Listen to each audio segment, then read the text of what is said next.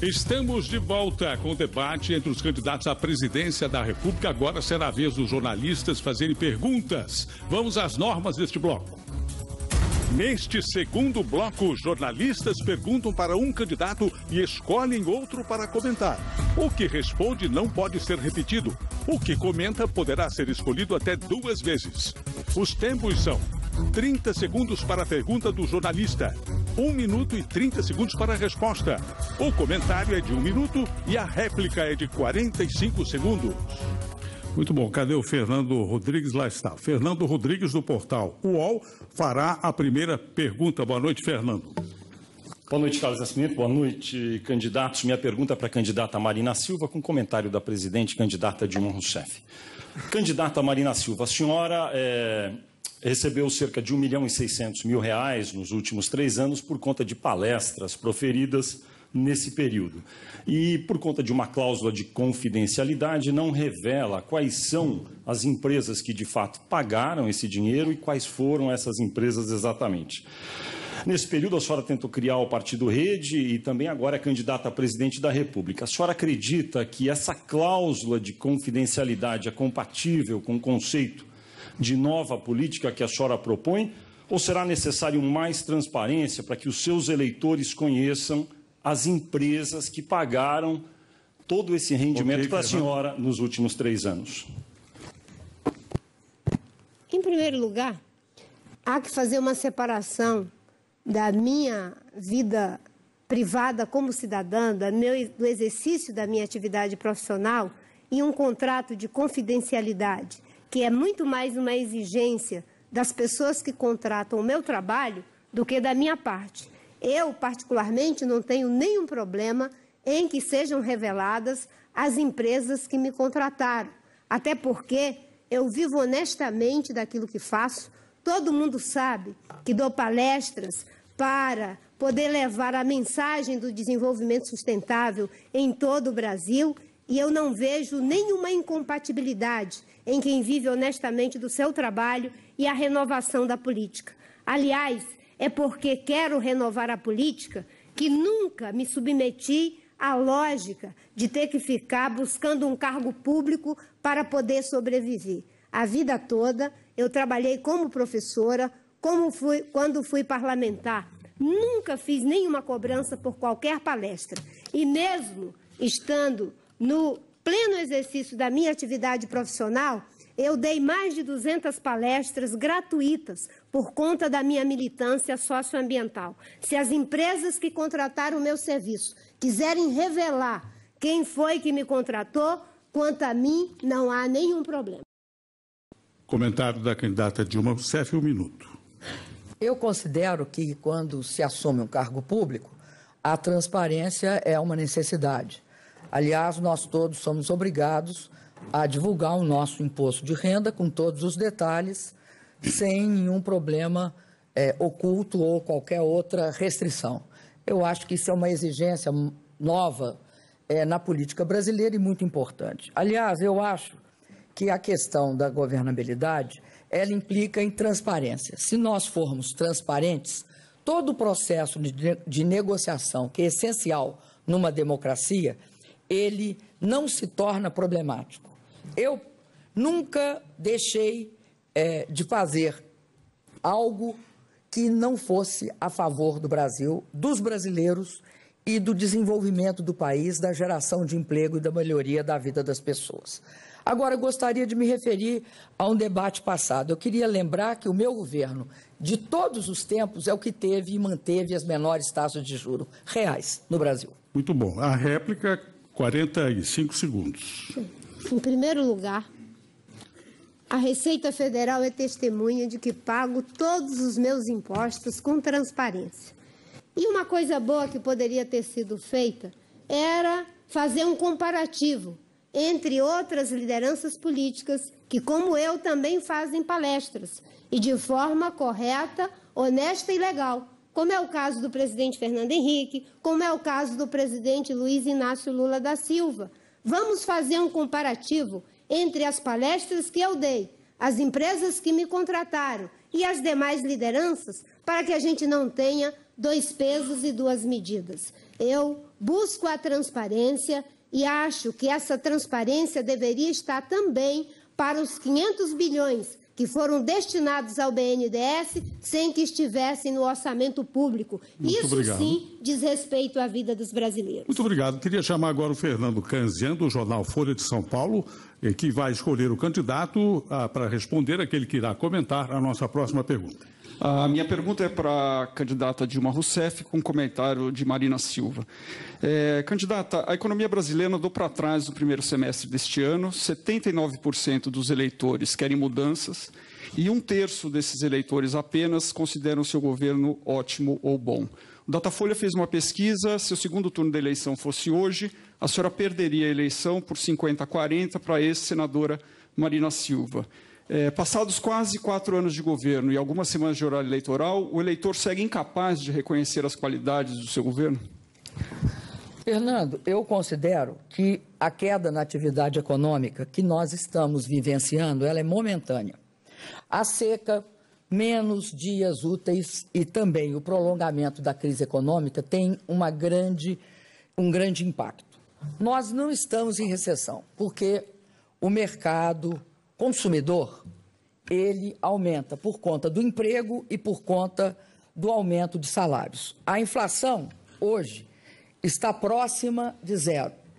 E, ao mesmo tempo, o crédito está sendo ampliado. A Bolsa se valoriza há 7 meses consecutivos e o Brasil está entre 5 países que mais recebe investimento externo. Agora, a economia internacional não se recuperou da crise. Os Estados Unidos, a Alemanha e o Japão têm altos e baixos. Os Estados Unidos teve crescimento negativo no primeiro trimestre desse ano. O Japão e a Alemanha, agora no segundo trimestre. É fato que isso mostra que a crise não acabou. Eu considero que a nossa diferença é que nós não enfrentamos a crise nem desempregando, nem arrochando salários. E acredito que criamos as bases para um novo ciclo. Na educação, por exemplo, o programa de reforma básico, com mais creches e mais escola integral. Na saúde, o programa de especialidades, que vai acabar com as filas e garantir o acesso da população ao tratamento e a exames. E também, no caso da segurança, a integração das Forças Armadas. 1 minuto para o comentário da candidata Marina. Bem, uma coisa importante é verificar que desde o debate anterior, a candidata Dilma não consegue fazer uma coisa que é essencial para quem pretende um segundo mandato para governar um país como o Brasil, que é reconhecer os erros, porque se não reconhece os erros, não tem como repará-los. Ela se elegeu dizendo que ia controlar a inflação, que ia manter o país em crescimento e que ia fazer com que os juros baixassem. Hoje nós temos inflação alta, nós temos baixo crescimento e nós temos uma situação de juros altos. E a população paga um preço muito alto pela péssima qualidade dos serviços que estão prestados. É só ver as manifestações que aconteceram em junho. Quando as coisas vão bem, é 100% os louros para o seu governo. Quando vai mal, a culpa é da crise internacional e da própria natureza. Obrigado. Agora a réplica, candidata Dilma. Eu acho, candidata Marina, que é preciso reconhecer os erros e limitações, até porque um diagnóstico errado vai levar a um caminho errado. Propor como forma de solucionar a questão econômica no Brasil a autonomia do Banco Central só levará a maior dificuldade em regulação do sistema financeiro, o que, aliás, foi um dos pontos centrais quando houve a crise do mercado internacional. Mas eu acho que tem os pessimistas de plantão, aqueles que também disseram que ia dar errado a Copa. A Copa pode ter dado errado no campo, mas não deu errado fora do campo, porque o povo brasileiro e o governo brasileiro, com os governos dos estados, impediu que isso acontecesse. O pessimismo é uma péssima fórmula de avançar, porque você começa desistindo. Obrigado. Kennedy Alencar, do SBT, fará agora a sua participação com a próxima pergunta. Kennedy, quem comenta? Boa noite, Nascimento. Boa noite, candidatos. Boa noite a todos. Pergunto para o candidato Aécio Neves com o comentário da candidata Dilma Rousseff. Candidato, no governo Fernando Henrique Cardoso, o caso da compra de votos para aprovar a emenda da reeleição no Congresso não foi investigado pelo procurador-geral da época, Geraldo Brindeiro, nem houve CPI. Em governos do PSDB em São Paulo, o caso Alstom e o cartel do metrô só foram investigados depois que vieram documentos das justiças da Suíça e da França. E no mensalão do PSDB, o tucano Eduardo Azeredo, que é seu aliado, renunciou ao mandato de deputado federal para fugir de punição no Supremo. São exemplos de que o PSDB é tolerante com a corrupção? Caro Kennedy, ao contrário. A marca do PSDB é a marca da austeridade. Nós jamais transformamos e jamais transformaremos eventuais filiados ao partido, eventuais que tiverem cometido qualquer crime, em heróis nacionais. Agora, eu sou um cidadão que preza o Estado de Direito e temos que permitir que a Justiça dê o seu veredito final, principalmente das novas gerações, de que existe uma mesma justiça para todos. Eu tenho dito ao longo do tempo, que vamos construir para o Brasil um novo ciclo de governança. Um ciclo de governança transparente, absolutamente transparente, competente, que valorize a meritocracia para se confrontar a esse Estado aparelhado que é das principais marcas do PT. Todas as denúncias devem ser investigadas, todos nós, homens públicos e mulheres, claro, devemos estar aqui à disposição para prestarmos quaisquer tipo de esclarecimentos. E cabe à Justiça, em última instância, condenar ou absolver aqueles que foram processados. Eu tenho absoluta segurança de que o Brasil, a partir de janeiro do ano que vem, vai viver um novo ciclo em que as denúncias sucessivas que hoje recaem sobre o governo vão ser superadas. Nós queremos tirar as nossas empresas das páginas policiais dos jornais e reintroduzi-las nas páginas da economia. 1 minuto para o comentário da candidata Dilma.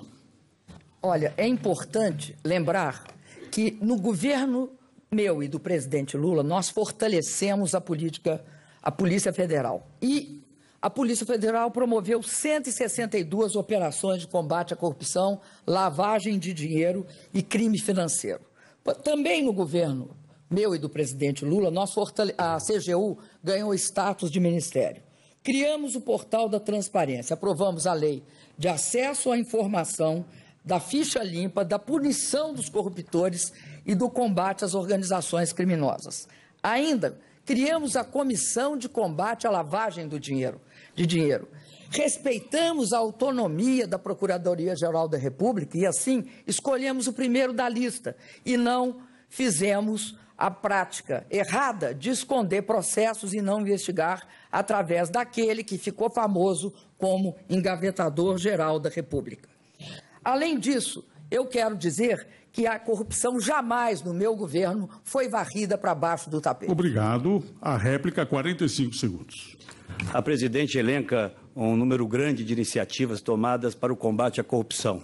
Curiosamente, nenhum desses instrumentos funcionou para nenhuma dessas denúncias que aí hoje assustam, aviltam e trazem indignação aos brasileiros. Todas elas foram apresentadas ou pela imprensa ou pela Polícia Federal. Infelizmente, esta é a realidade. A nossa principal empresa pública hoje tem o seu principal diretor preso e o governo da candidata Dilma Rousseff, ao invés de que a CPI e as investigações ocorressem de forma adequada, tenta manipular as informações. Agora, recentemente, um dirigente da empresa em Brasília deixa o seu cargo quase que numa confissão de que estavam ali para também aviltar o Congresso Nacional e impedi-lo de fazer as investigações que tem a função constitucional de fazer.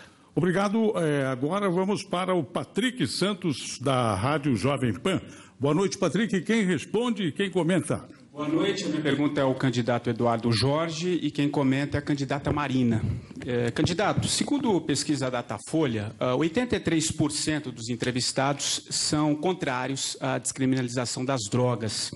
E a maioria esmagadora também da população se mostra contrária à ampliação das hipóteses de aborto legal. E o senhor defende, é favorável a essas duas questões. O oposto do que mostra a pesquisa e diferente do que o PV dizia lá em 2010, quando Marina Silva era a candidata do PV. Eu lhe pergunto, qual PV defende o interesse do eleitor, o de 2010 ou o de 2014? 2010 foi uma campanha linda, foi uma honra estar junto com a Marina, mas foi uma coligação entre o PV e a Marina, praticamente. Embora ela tivesse filiado no PV, ela é uma verdadeira instituição e muito respeitada no mundo todo. E tinha algumas questões que ela, e questões do programa do PV, de longa data, não só do PV do Brasil, mas de uma corrente internacional que nós somos, que são essas duas questões de legalização com regulação das drogas para diminuir o prejuízo à saúde dos usuários e combater o crime, e, ao mesmo tempo, dar o direito às mulheres à interrupção da gravidez e não tratá-las como criminosas. Mas numa coligação, para viabilizar a coligação com a Marina, isso não foi possível, mas isso continuou no programa do PV.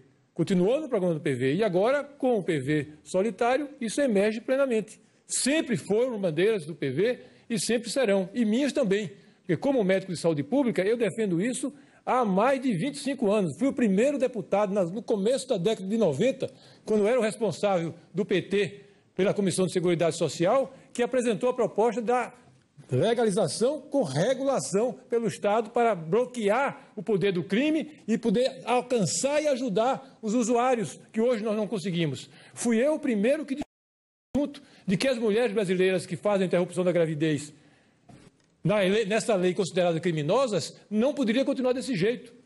A lei, lá, projeto de lei que revoga essa lei cruel e reacionária é de minha autoria e de outra deputada do PT, minha querida Sandra Starling. Portanto, obrigado. Obrigado. Candidata Marina, 1 minuto para o seu comentário. Bem, em primeiro lugar, acho que o candidato Eduardo Jorge retratou com respeito o que aconteceu em 2010. Quando eu entrei no PV, eu pedi que se fizesse uma cláusula de consciência em relação a alguns temas que eu, pessoalmente, não defendo, como, por exemplo, a questão do aborto. E, naquela oportunidade, o que nós propusemos, e que eu acredito, é que esse debate precisa ser feito com muito cuidado e responsabilidade.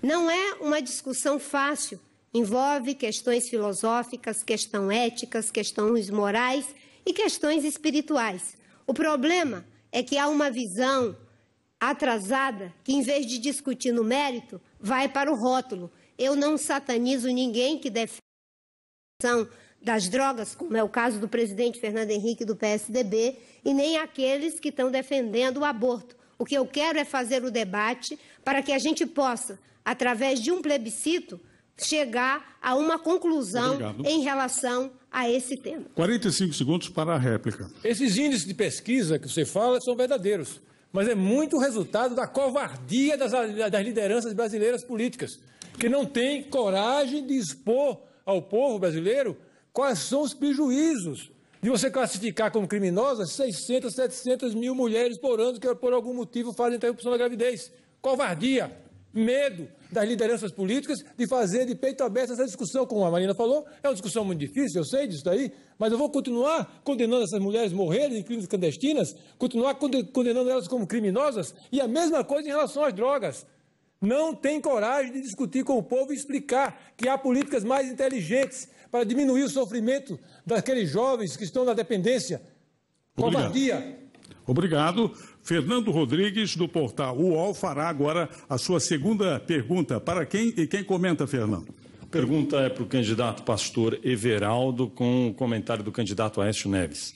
Candidato pastor Everaldo, o senhor faz uma campanha defendendo o que chama de valores da família. Gostaria de perguntar para o senhor a respeito de um episódio que, neste momento, se encontra em Brasília, no Superior Tribunal de Justiça.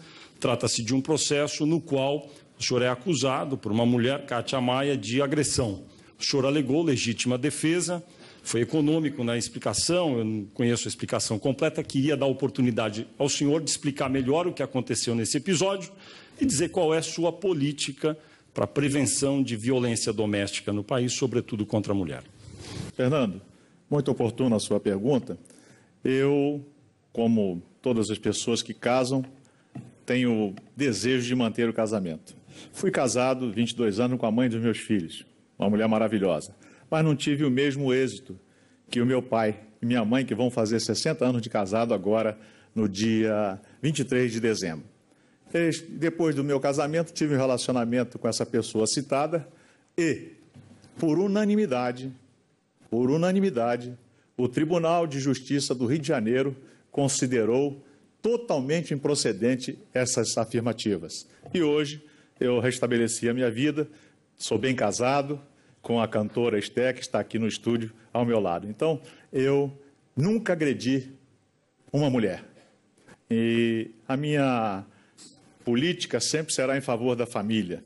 Sempre tratarei a família, colocando em primeiro lugar a família, porque é um bem maravilhoso.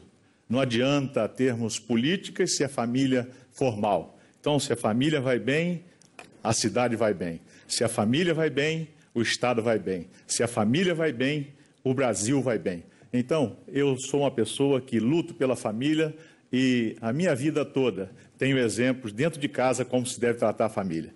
Então, meu querido Fernando Rodrigues, e para você que está em casa, nunca agredi ninguém. Comentário de Aécio Neves, 1 minuto. Olha, em relação a essa questão, e falo de forma genérica, nós tivemos um extraordinário avanço, que foi a aprovação da Lei Maria da Penha. Me orgulho muito de tê-la apoiado. Mas, nesse tempo que me resta, eu me permito voltar a um tema que passou longe aqui das minhas possibilidades de intervir, que é a questão da segurança. E a candidata oficial falava que disponibilizara recursos para os estados para a construção de penitenciárias. Infelizmente, nesse período de governo da atual candidata e atual presidente da República, foram investidos no fundo penitenciário menos de 11% daquilo que foi aprovado pelo Congresso Nacional. E eu quero oferecer ao Brasil um projeto que deu muito certo em Minas Gerais, aliás, como vários outros projetos. Um deles é as APACs, com índice de ressocialização acima de 75%, onde os presos de menor periculosidade, eles próprios cuidam das suas seguranças, estudam e trabalham. E as parcerias com o setor privado, porque Minas Gerais foi o único estado brasileiro que construiu vagas no sistema prisional em parceria com o setor privado para desafogar imensamente o nosso sistema. Pastor Ribeirão. Quero reafirmar para a população brasileira o meu compromisso com a família tradicional, como está na Constituição brasileira. Sou contra a violência e qualquer tipo de preconceito, mas nenhuma sociedade é mais forte que os seus laços familiares. E a fortaleza das suas famílias depende do casamento entre homem e mulher. Sou contra o aborto, sem necessidade de plebiscito. Isso é o que eu defendo com coerência e sem, como um líder nacional, que eu sou admirador, sempre falava assim, ó, esse fulano ou esse pessoal está costeando o alambrado, quer dizer, dando uma voltinha. Eu sou claro e coerente nas minhas defesas. Muito obrigado. Fernando Canzian, do jornal Folha de São Paulo. A segunda pergunta, por favor, e quem comenta? Quem responde e quem comenta? A pergunta é para a candidata Luciana Genro, com um comentário de Aécio Neves, por favor. A senhora faz uma crítica ao que chama de submissão do país ao capital financeiro, prega uma auditoria na dívida pública e uma redução drástica dos juros.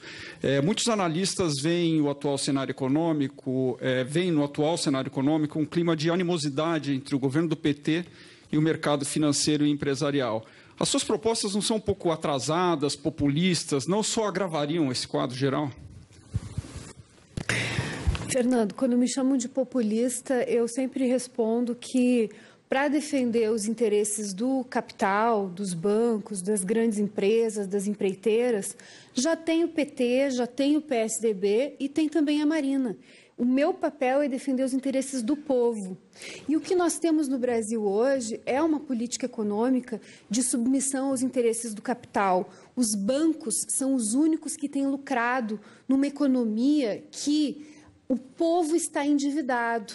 A presidente Dilma aumentou a taxa de juros no Brasil 9 vezes. Isso significa que, ao aumentar a taxa de juros, se aumenta também a quantidade de dinheiro do orçamento que vai para esses credores da dívida pública, estas 5 mil famílias de milionários que têm um patrimônio equivalente a 400 milhões de reais em média, enquanto que a maioria do povo não consegue nem chegar a R$ 1.500 de renda.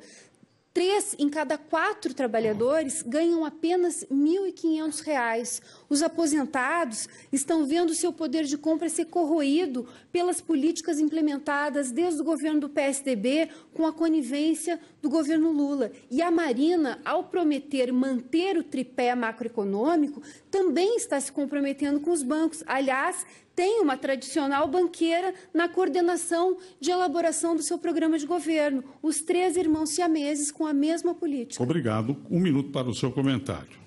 Olha, eu vejo sempre com uma certa restrição aqueles que se auto-intitulam defensores dos bons valores, dos bons costumes e defensores do povo. Ninguém pode ter esse monopólio. Ambos, acho que todos que estamos aqui, acreditamos em causas diferentes, mas queremos chegar ao mesmo caminho.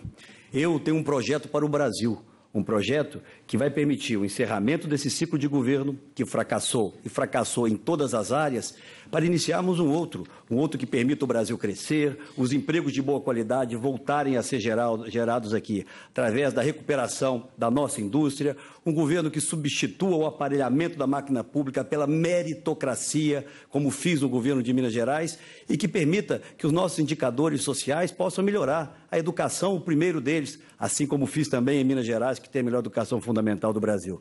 Talvez não diga aqui todas as propostas que gostariam, mas todos os compromissos que assumi são compromissos factíveis, porque eu estou preparado não apenas para vencer as eleições, mas para governar o Brasil. Por favor. É claro que o candidato Aécio tem que desconfiar quando alguém diz que vai governar para o povo, porque ele não governa para o povo, ele governa para as elites. A política econômica do PSDB é uma política que só interessa aos de cima, aos do andar de cima.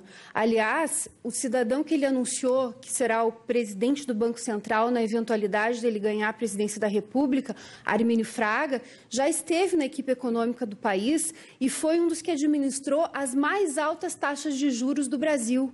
Inclusive, nós estamos hoje com uma situação em que os ativos dos 50 maiores bancos são 74% maiores do que os ativos das 500 empresas. Então, até a economia real está sofrendo com essa política defendida pelo PSDB, pelo PT e pela Marina.